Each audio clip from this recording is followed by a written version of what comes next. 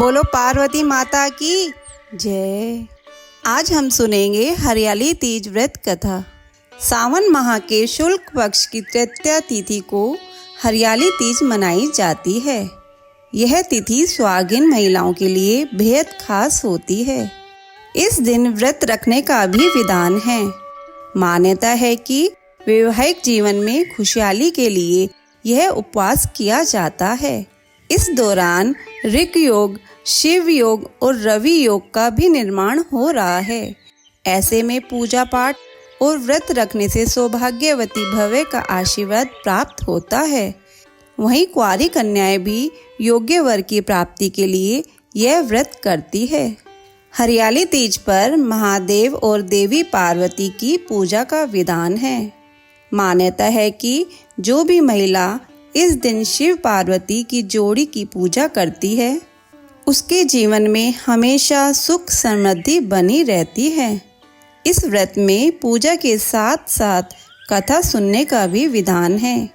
कहा जाता है कि हरियाली तीज का व्रत कथा के बिना अधूरा होता है। आइए सुनते हैं हरियाली तीज की पौराणिक व्रत कथा। हिंदू धर्म में हरियाली तीज के व्रत को अधिक महत्वपूर्ण माना जाता है। इस दिन व्रत रखने से जीवन में खुशियां बनी रहती हैं। इस उपवास की पूजा में हमेशा व्रत कथा सुननी चाहिए।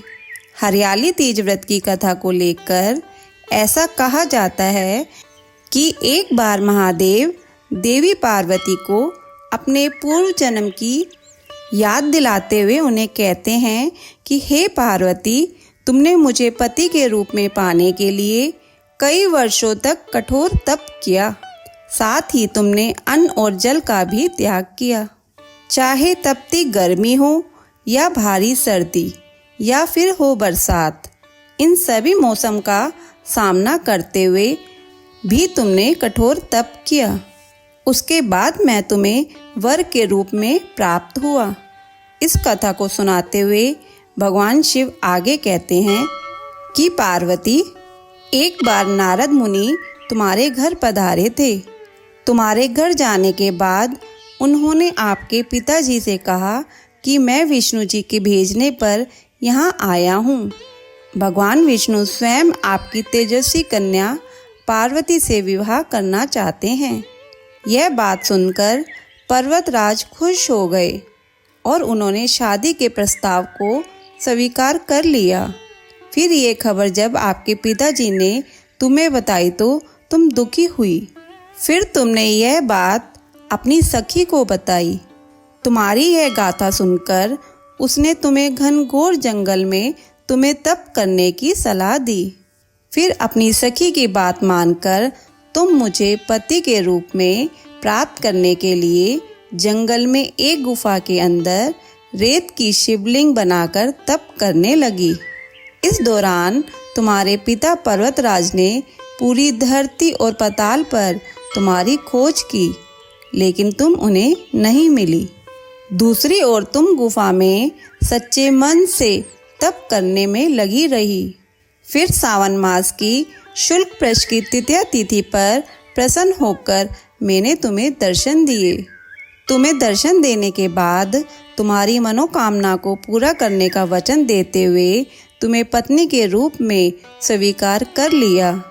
इसके बाद तुम्हारे पिता भी ढूंढते हुए गुफा तक पहुंच गए। आपने अपने पिताजी से कहा कि मैं आपके साथ तभी चलूंगी जब आप मेरा विवाह शिव के साथ करवाएंगे। तुम्हारी कठोर तपस्या और हठ के आगे पिताजी की एक नह चली। उन्होंने यह विवाह करवाने के लिए हामी भर दी। कथा को सुनाते हुए भोलेनाथ ने कहा कि श्रावण तीज के दिन तुम्हारी इच्छा पूरी हुई और तुम्हारे कठोर तप की वजह से ही हमारा विवाह संभव हो सका।